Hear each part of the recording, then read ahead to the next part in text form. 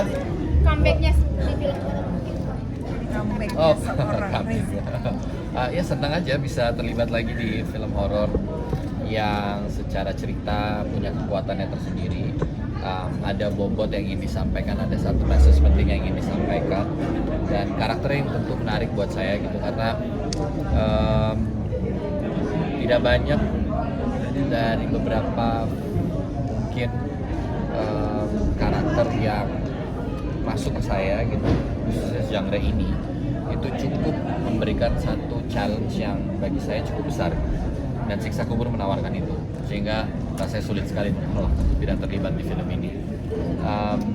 Ya itu pertama. Kedua, saya juga nggak merasa bahwa nggak pernah pingin lagi main film horor atau antipati terhadap genre tersebut gitu ya, tapi justru memang sangat ingin di waktu yang tepat, dan menurut saya alhamdulillah ya waktunya tepat lewat film ini gitu untuk kembali hadir di film bergenre horor, karena saya mengawali karir saya di film itu lewat film horor justru. Jadi senang sekali bisa kembali dengan satu sajian film horor yang tentu secara kualitas, cerita, pemain-pemain yang luar biasa gitu, dan senang berada di sebuah proyek di mana energi, visi yang ingin disampaikan itu sejalan dan sefrekuensi. Kalau tadi kenapa bilang nggak percaya diri kalau main film horor?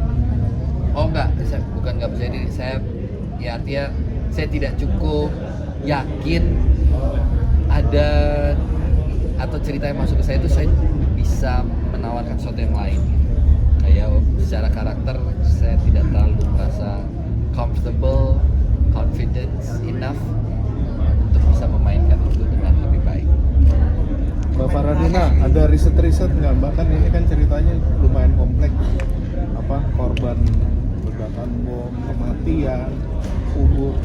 Mungkin ada riset khusus nggak tentang seputar itu, terus pas itu juga soal kematian, kubur, mungkin ada cerita-cerita itu. Oke. Kalau untuk riset khusus sih banyakin baca aja sih, dan yang pastinya banyakin ngobrol juga sama Bang Joko, dan juga kan kita di sini memang langsung acting coachnya itu langsung di mentornya langsung sama sang sutradara sendiri sama Bang Joko sendiri. Jadi apa yang kita pertanyakan, sebesar apa yang akan kita tampilkan, ya itu kita udah diskusi bareng sama Bang Joko. Jadi pun tetap masuk dalam koridornya, jadi nggak kalau yang terlalu stressful atau jadinya sekadarnya sebesar apa gitu. Jadi ya kita ngobrol langsung aja sih. Dan kalau misalkan untuk karakternya Sita sendiri itu kan lebih ke kerangka kesehariannya sekarang yang diceritakan kan bukan prosesnya aku gimana tumbuh dengan korban bunuh diri, korban ledakan itu ya, tapi bagaimana cara aku sekarang hidup dengan keadaan yang penuh dengan tanda tanya itu. Dan aku juga sekarang penuh pertanyaan, dan sekarang kan aku lebih fokusnya ke pekerjaan yang sedang aku jalani di cerita film ini, yaitu dia kan memang nurse ya. Jadi aku memang waktu itu barengan sama si Suster Lady sama si Roni, kita cari tahu gimana sih sebenarnya ke kehidupan nurse di Panti Jompo itu seperti apa. Risetnya lebih ke situ juga, salah satu. Sita sendiri itu motivasi sama agama juga, karena tadi kan ada percakapan cinta dan mati ya, kayak ini tuh akan menentang agama dan cowok atau mati suka seperti apa? Kalau dari sinopsis yang tadi kita baca kan memang sudah clear banget kalau memang kan Sita ini mempertanyakan apakah memang ada, dan why dia itu membuktikan apakah benar itu ada atau enggak. Untuk nanti kelanjutan ceritanya dan apa yang dia dapatkan ya akan ada di film. Dari trailer sendiri kan kita lihat kalau film itu bakal gagal sebagai pemeran utama, banyak teknis-teknis yang nggak gampang. Nggak gampang banget. Nah itu gimana nggak? Maksudnya kayak yang terjadi kan di dalam kuburan sendiri, tiba-tiba tanah aja muncrat, gimana?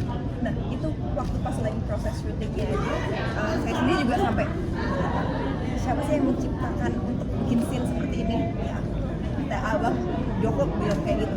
Gue udah nggak habis pikir lagi sih Bang, sebenarnya kayak benar-benar di luar nalar ini kan kita akan melakukan adegan seperti itu. Cuma balik lagi karena abang itu sangat menjelaskan dengan detail ya, jadi ya nggak ada kesusahan sih.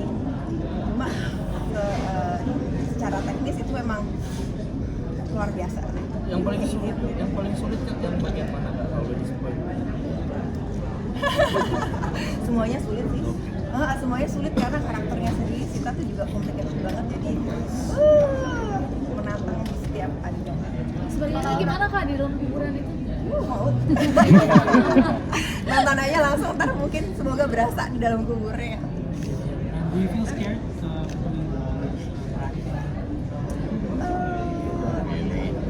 She's brave enough, I guess. Enggak lah. I don't think so.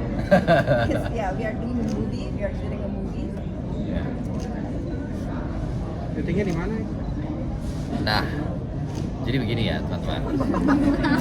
Syutingnya itu lokasinya cukup ajaib-ajaib. Jadi satu titik lokasi yang aku juga lupa itu di daerah mana itu Bogor. Tunnel terpanjang. Hah? Tunnel terpanjang di Indonesia. Ini di mana itu? Oh itu di mana? Bandung. Ya, Jawa Barat. Jawa Barat. Panjang. Itu mungkin lokasi paling menarik kali, salah satu. Terowongan yang cukup panjang dari zaman Belanda itu pastinya. Juliana, terowongan Juliana. Saya lupa titiknya di Jawa Barat di mananya tapi. Pangandaran. Oh iya di Pangandaran, sorry. There you go. Apa yang menariknya di sini? Setnya, kemudian tidak banyak di dress up, tapi very intimidating. Rasanya tuh dingin, terus karena itu ada di trailer gitu ya, suasananya aja udah nggak enak kali. Aku juga bingung sih sebenarnya gimana Joko Anwar tuh menemukan tempat-tempat yang memang jodoh menjadi jodohnya di film itu. Kayak di Project aku sebelumnya pun juga dia berada di satu set rumah yang memang nggak diapa-apain, ya kita syuting dengan keadaan As it seperti is itu. gitu. Iya, ya. Terus yang kemarin pun juga si tunnel ini ya memang iris waris gitu. Itu yang terjadi ya memang itu yang kalian lihat di film nanti, nggak terlalu banyak di Walaupun tunnel itu di lantainya harus dikerjakan oleh departemen artistik yang luar biasa dari film ini, membuat semua lantai menjadi pasir kembali setelah isinya selain semak-semak mungkin bebatuan. Yes. Film horor nih. Sebenarnya ini kan momen bulan Ramadan ya, apalagi ini kan kan waktu Lebaran. Apa sih harapan kita dari ini? Ya sedikit banyak karena film ini bercerita juga, maksudnya mengajak kita kembali merefleksi diri, berpikir. Momen reflektif itu kan erat juga kaitannya di bulan Ramadan ya. Jadi saya sangat berharap bahwa Siksa Kubur bisa menjadi sebuah tontonan yang asik, yang seru, tetap menyenangkan, tapi juga membawa penontonnya setelah itu bisa merenung, merefleksi diri, apapun tentang apa yang sedang dialami oleh tiap-tiap penontonnya. Nah, rasa itu yang mudah-mudahan sampai ke penonton film nanti gitu, pada saat 10 April film ini bisa disaksikan di seluruh bioskop.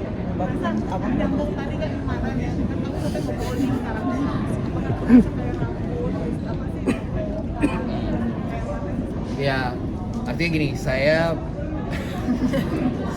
berusaha untuk sebisa mungkin karakter ini tadinya tuh clean shave awalnya nih.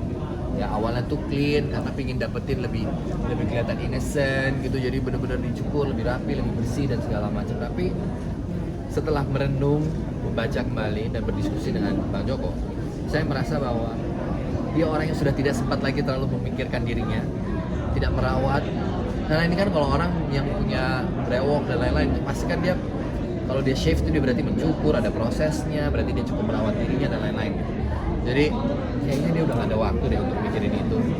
Dengan rambut yang kali ini tidak ada styling yang biasanya saya mungkin di film-film lain ada gitu ya, dengan baju yang lebih lusuh dan ya secara utuh dia mungkin ada di belakangnya karakter Sita gitu. Jadi Adil itu tidak ada di depannya Sita, tapi dia ada di belakangnya Sita. Nah, gimana tuh saya harus mereduce tubuh dan sorot mata untuk terlihat jauh lebih tidak sedominan Sita. Nah, itu the brilliant side of Joko Anwar. Very meticulous, detail dalam hal seperti itu, dan saya suka craftsmanship. Saya punya mainan nih buat saya molding, buat saya craft sampai kayak teman-teman tadi lihat. walaupun secuplik gitu ya. Nanti kalau dilihat keutuhan filmnya mungkin baru bisa merasakan hadir tuh kayak gimana sih. Sekarang yang terakhir,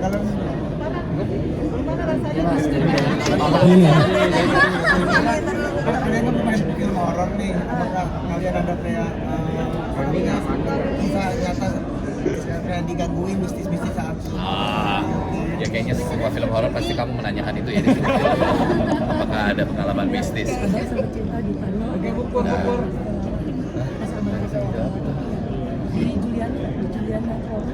Emang itu harus jauh. Nggak boleh bilang. Mungkin bisa ditanyakan. Boleh bilang udah Bisa diceritain.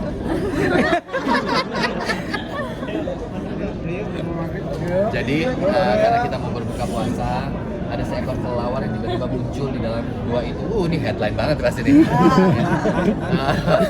Tapi itu Joko yang tahu. Jadi nanti kalau pas Joko kesini, coba ditanya, Bang, ada sesuatu yang muncul secara tiba-tiba kelelawar di dalam tunnel itu yang nggak ada selama kita reki dan selama kita syuting tuh nggak ada, tapi tiba-tiba ada satu.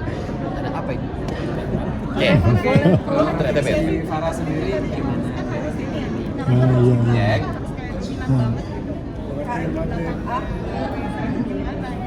Jadi gimana? Ya berdasarkan ceritanya ya memang begitu. Abang membuatnya ya memang cerita tentang si Sita yang sedang mencari apa yang dipertanyakan dalam hidupnya ya. Dia ya go for it. Dia nggak peduli dengan apapun yang disebelahnya ya. Dia ingin benar-benar membuktikan apa yang menjadi pertanyaan besar dari dia kecil hingga dia dewasa ini, dan sampai akhirnya bisa membuktikan di umur yang dia segini dan bisa tercapai apa yang dia inginkan dan dia cita-citakan dari kecil. Jadi ya udah pasti dia kayak tanggung dunia banget dari orang-orang sekitar. Jack. Tadi mungkin refleksi Farah untuk sebagai karakter Sita dan juga di film ini yang punya